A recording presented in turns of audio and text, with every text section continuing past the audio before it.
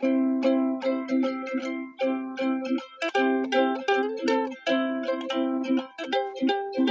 7. Their second day continues. "Why don't you take Tony with ye?" suggested Kruger. "He knows his way around the island." The kids had made it back to the house no problem, and were now standing in the kitchen packing a quick lunch to go. "You'll nae have to worry about a thing. He'll keep you right," he said, licking excessively moist lips. "Tony is completely docile and will do ye nae harm." Holding up deflective arms, the kids agreed to meet Kruger outside, who'd promised to have the pony ready for them to ride. The powerful squat beast supported all three children easily on its broad back. The warm, pungent scent of soft equine hair wafted through the air.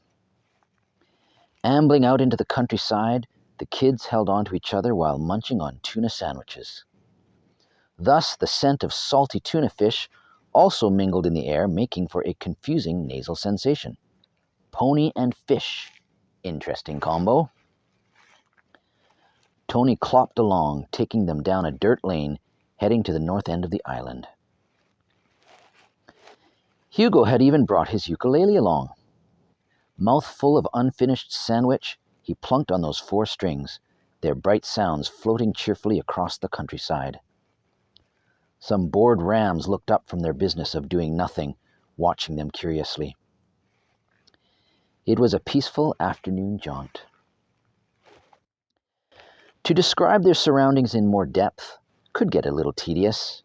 It was just more of the same, really.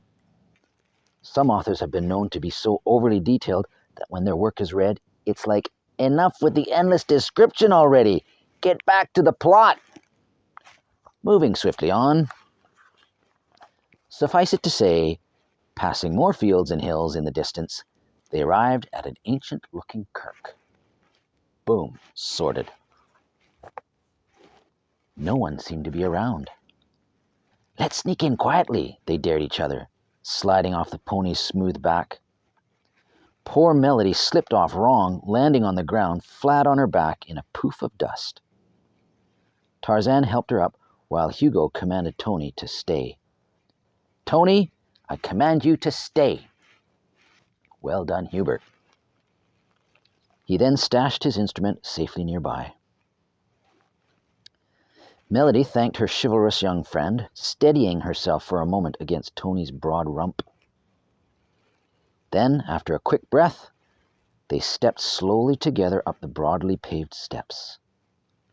They approached in awe of the tall, dark brown wooden doors hung with ancient black metal hinges and thick ring door handles. Melody stood back, looking up at the high stone archway, while Tarzan grabbed hold of a large, cold metal ring with both hands, twisted and pulled.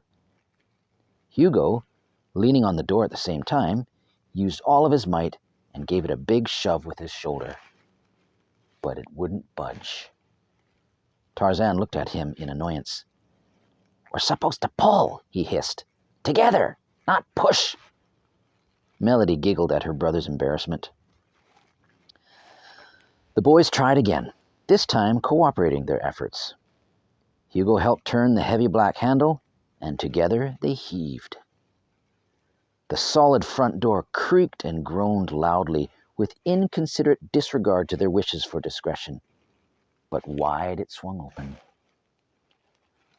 Timidly they crept inside, adjusting to the darkened interior. Moving between long rows of old pews lined up with precision beneath a high vaulted ceiling, they couldn't help but feel a distinct sense of smallness come over them.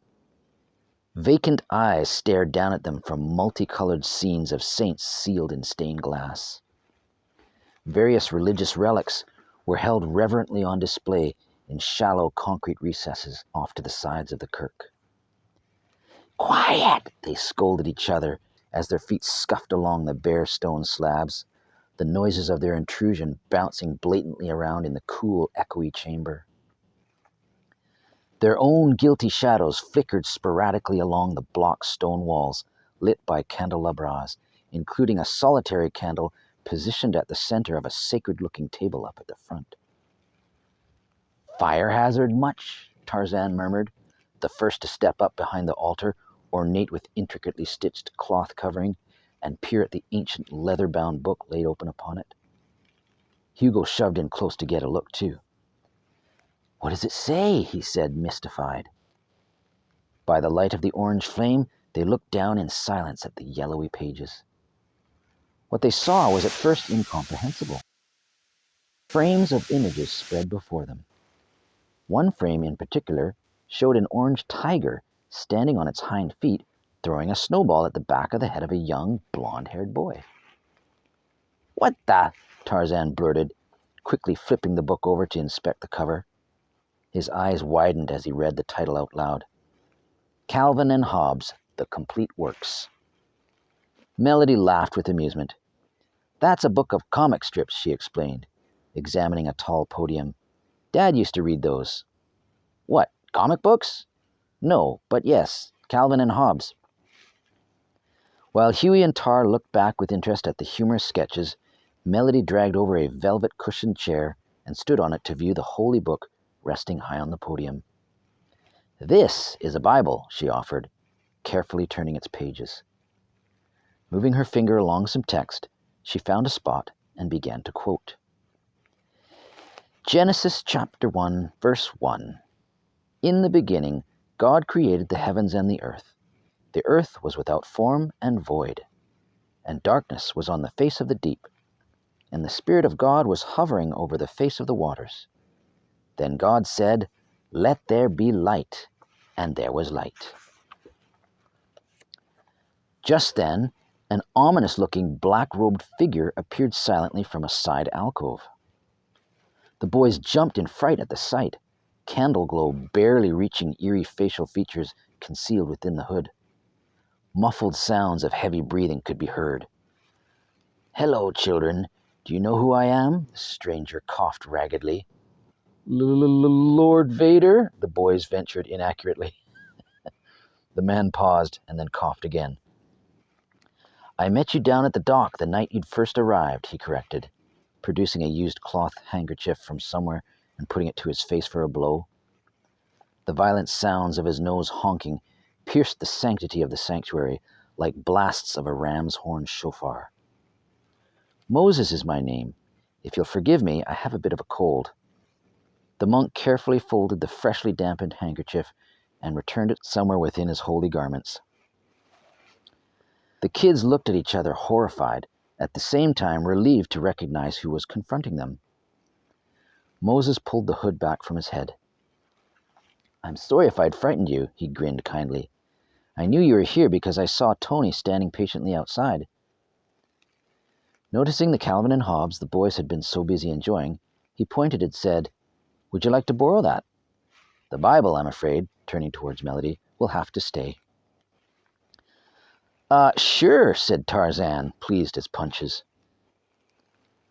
"I thought monks lived in a monastery," Melody inquired respectfully. "I do," he smiled to her, "but there's no minister here on the island to look after this kirk, so I help out however I can." "We hope we haven't caused you too much trouble," Melody apologized. "It's really quite fascinating in here." "Not at all," Moses reassured. "The doors are always open for anyone seeking a moment's solitude. You're welcome back any time.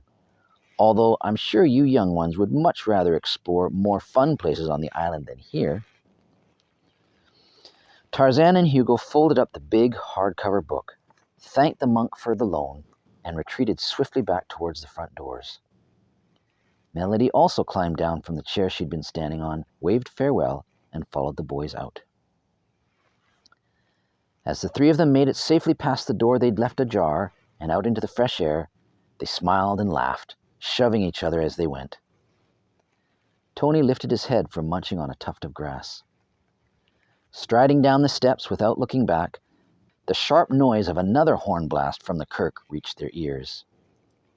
Back inside, St. Peter looked down disdainfully from above as Moses raucously blew his schnoz.